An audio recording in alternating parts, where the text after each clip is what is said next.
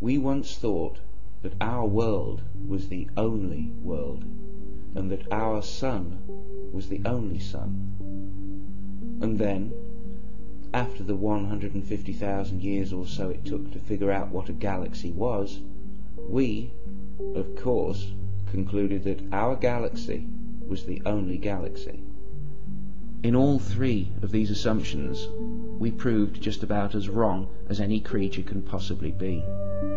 Is it so irrational to suppose that our universe is not the only universe? In fact, in light of our past mistakes, our 100% failure rate, might it not be slightly irrational to presume otherwise? We have a long history of thinking that the horizon was the edge of the world.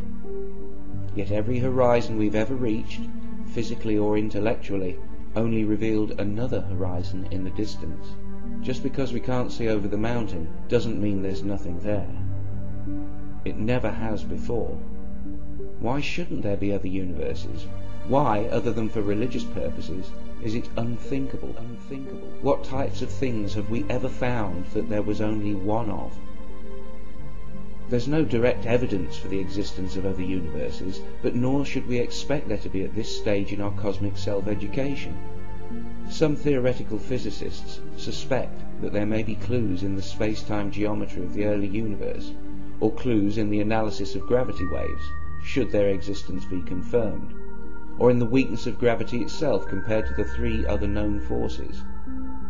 We may never, even in principle, be able to directly confirm the existence of other universes, but we may be able to infer them with a better understanding of what happened here, in this universe, in that instant before there was light.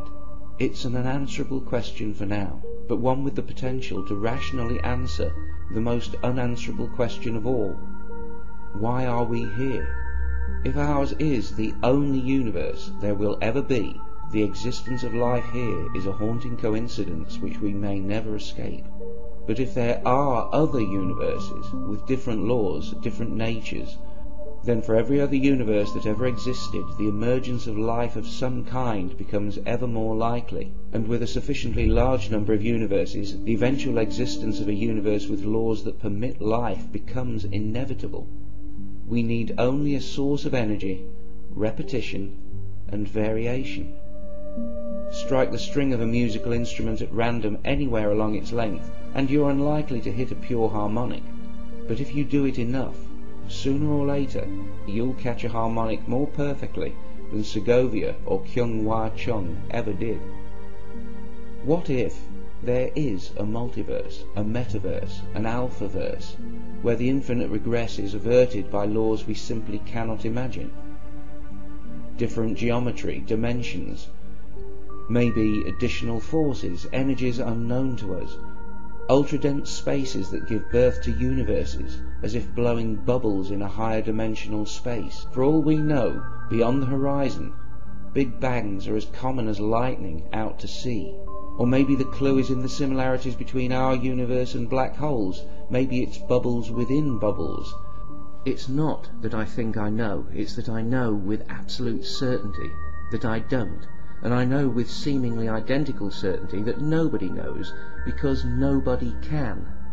We have no idea what might be possible in whatever passes for eternity. Without more data, any speculation at all, including my own, concerning the existence of a multiverse, or its non-existence for that matter, is pointless in any scientific or philosophical sense. Yet, just like any idea, if you are truly a free thinker, you can try the idea on, just for a few minutes, like a pair of sunglasses, just to see how the world looks, to see if it makes any more sense. So let's imagine a hypothetical situation in which universes can form naturally, separated from each other by spatial or dimensional distance, or in a linear time so vast as to be beyond the grasp of all but the most insane mathematician. Let's imagine what reality might be like for one of those universes where life like ours is simply a possibility. In the beginning, the very beginning, there was darkness, then a fracturing of symmetry. One force becomes four, then there was electromagnetism, and only then could there be light, some of which would condense to become something like quarks and gluons, which in turn become protons and electrons, and all of this within a millionth of our hypothetical universe's first ever second. And in the next 3 minutes, cosmic expansion reduces the energy density, lowering the temperature to a chilly 1 billion Kelvin. Electrons cannot combine with nuclei to make the first true atoms. It won't be cool enough for that to happen for another 500,000 years. But let's fast forward 9 billion years to long after the gas clouds have collapsed to form galaxies, and during which generations of stars have lived and died, and a planet and a stable star have formed from the debris. A planet where the laws of physics have had time to maneuver particles by constant action into every pore of possibility, bonding, growing, breaking, recombining parts, ever changing, until, after another 500 million years, a self-replicating molecule forms. Life. Energy to atoms to beings made of atoms made of energy. 4,000 million years of constant change later, intelligence emerges. And these energy beings, puzzled by all that they see, want to understand where they came from. They look at their bodies and they see imperfection. They look at their world and they see energy, repetition, variation, patterns, complexity, surely the signature of a maker.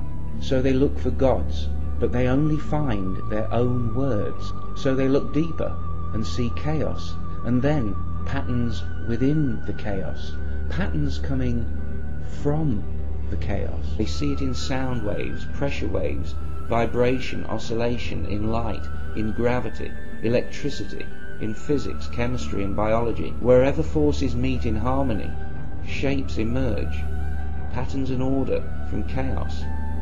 Waves in phase, crossing, pausing on their way towards chaos again one day. They look closer and find numbers beneath the chaos. Simple rules. Everywhere. The energy beings have finally noticed that numbers are the key to understanding their universe. But why should it be like this, they ask. And then they discover that they live in a quantized universe, where matter and force can only exist as units of identical size, which can therefore be calculated, predicted, to 11 decimal places. Their universe is rational. Equations balance. And of all the things of which they could have been made, of all the things they'd feared they might find, they discover that they were made of the purest energy, in a state of emergent physical harmony, an unwavering insistence by their universe that they must exist, like patterns in mathematical chaos. They were still just animals. They were still just chemicals, but before all of that, they were once a blinding flash of light.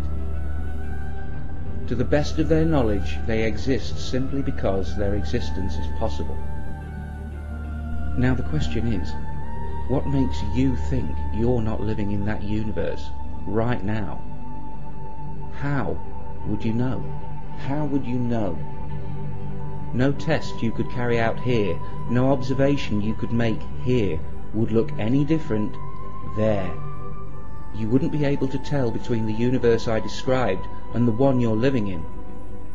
Worse still, every scientific experiment you could currently conduct here will only confirm that you are a being made of harmonic energy, living in a deceptively simple universe. If you think this all sounds like New Age nonsense, then you have to tell me where I can find an E that does not equal an MC squared, or an MA without a corresponding and exactly proportionate and measurable F. And if all this doesn't sound like the universe your God made, then it's fair to say that it sounds like your God didn't make this universe. It doesn't mean an intelligence wasn't involved, say, in the fracturing of the superforce at the very beginning. It just means that you are almost certainly giving thanks to the wrong thing.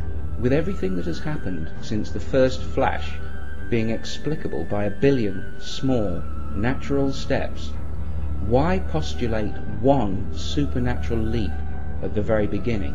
Nothing in science will ever tell you there wasn't a creator.